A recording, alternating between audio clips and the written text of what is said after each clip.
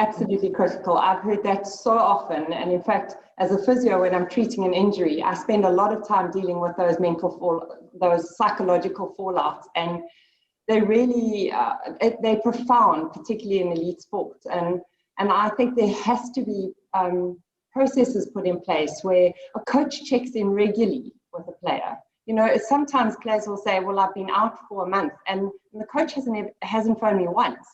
You know, and that, again, I suppose, comes to emotional intelligence. But not only is that important for like a sense of belonging still in the side, even though you're not able to participate, it actually becomes really important in recovery. Because there's a lot of talk now about optimism and the way you feel about your recovery from injury actually influencing the recovery of the injury itself. So it's not only just an emotional component, it becomes physical too. So, and a coach plays a huge role, and it's also a captain, you know, to reach out as one of the players to that injured person, particularly with significant or what we call catastrophic injuries, when you're out for a long period of time. Critical. I think that's an excellent question.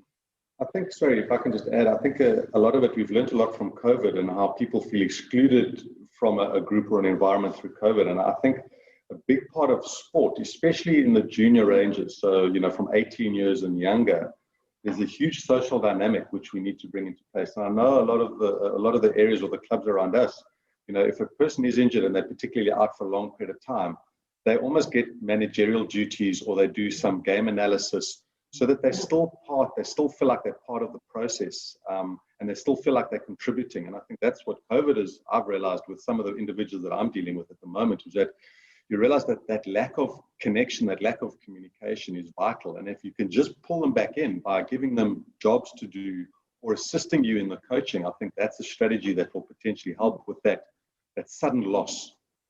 Yeah, I think because also what happens is they end up missing out, especially if it's a long-term injury. You know, the team is actually moving on. Some of their tactics their tactics are becoming different. And so if you haven't been part of sort of the team, even a team talk, you lose out. So you almost come back on the back foot as well.